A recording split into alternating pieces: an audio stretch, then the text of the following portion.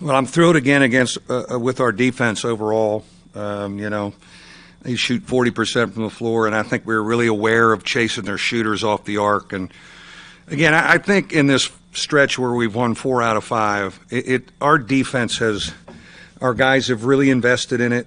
They've seen it pay dividends. I think we had 17 score stops tonight, 24 the other night, and when we can get stops and get out a little early on you with the way we pass it and feel the game, it certainly helps us on the offensive end. We'll start with Tom Noy. Mike, what does it mean for this team to not only come back and win tonight after what you did the other night, but win the way you did? Like defense, you're up almost 30 again, and just really build on a big night with another big night. Yeah, I'm really proud of them, and I thought we needed to do it here. We've kind of been better on the road, quite frankly. And so to kind of get into that rhythm in the second half offensively, combined with how we were defending, I think was important. But to do it again, and you feel like you're playing well on this back half of the season. And, we've done it before. I mean, this nucleus has done this dance before, surging in February. So, I'm going to keep talking to them about really believing it's our time. You get out to a 9-0 start the other night to open the second half against Pitt. Tonight it was 16. What does it do for this team just confidence-wise to get that early boost right out of the gate the way you did? Well, as I mentioned the other night, I mentioned it at halftime of the Pitt game, like we haven't started halves well. And then we started the half great, and I mentioned it again. I said, can we do this? Can that be a trait of ours, where we start second halves really, really well? And I'm pleased we've done it 2 games in a row. After walking out of here a week ago against Virginia Tech, did you ever think you'd walk out of here tonight as a team that's, 2 wins away from a third-place tie in the league? The way this league is, and I mean, Tom, even in the Big East, the strangest things happen in league play.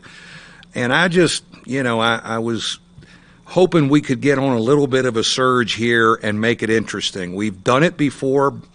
And, so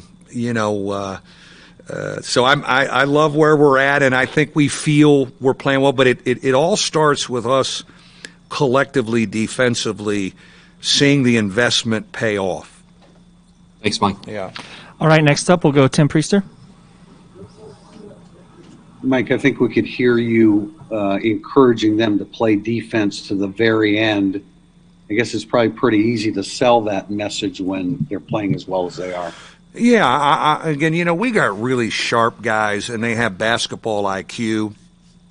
And again, I think the head coach making them more accountable. I'm not sure I did a good job of that, early. Certainly when you have your head handed to you through the state of Virginia, there's a big wake-up call. And to our guys' credit, they really have reacted to, this is what we need to emphasize, and they're hanging their hat on it. We have really gifted offensive guys, and but I think they now have been sold on if we can sit down and guard, it helps us on that other end. Where has Juwan Durham's confidence surge come from here the last few games? I think it's him. This is a fifth-year guy who, I've seen this a lot with seniors and maybe even a fifth-year senior where, it's coming to a close. It's coming to an end. And he's his own worst critic when he doesn't play well. I don't have to say anything to him. And, God, sometimes he's come up and apologized to me, which nobody needs to do that. But I think he's on a heck of a run. Him in the low post helps us. He's unselfish down there. And to see 9 rebounds, him rebounding the ball like that and changing shots, he's playing well at the right time, feeling good about himself. Yeah, I would imagine it's a pretty easy sell for Cormac Ryan now coming off the bench. Well, it's working. There's no question about it. He's given us a great lift coming in there. One thing about Cormac, he's always defended. He's always worked defensively. And I think we've gotten our other guards up to his level of a defensive stance and intensity defensively and taking charges.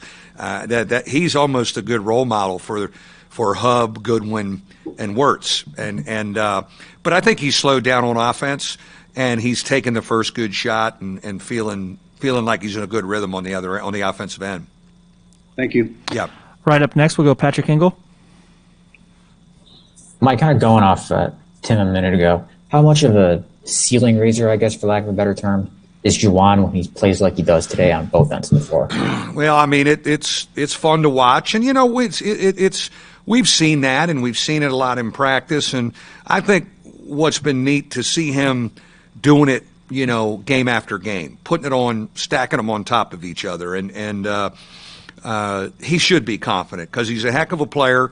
And he knows, his teammates know, we need him to win in this league. So I love his frame of mind right now. When he's able to force a double team like I think eventually Wake started covering him on, what does that do for just opening up your offense and for the shooters in particular? Well, when we throw it down there to him, I love his decision making. I mean, he is just really good with the ball. He's probably a little unselfish from there. I thought tonight he was a little more, rightfully so, selfish at turning and getting to the rim and making them make plays on him. And he had a couple, 3-point plays and got fouled a couple times. But he's a beautiful passer. I mean, I love the decisions he makes with it. And I think our perimeter guys know when they throw it in, if they move and get open, he'll find them. All right, up next, we'll go John Bryce. Mike, just how much was Prentice Hub in control in the first half, even though he didn't score? He had 6 assists, 3 rebounds, 0 turnovers. Just what did that do for the rest of the team with the way he kind of had things in control? Well, I think he's been playing with a great edge, starting with Boston College. And what's interesting, this is the first time he's had 2 fouls and I've taken him out of the game. He's not gotten in foul trouble. And I really thought, just play him. But I said, I wanted to see how we played without him, and we did a good job. We got other good guards. But then in the second half, I think he sensed it.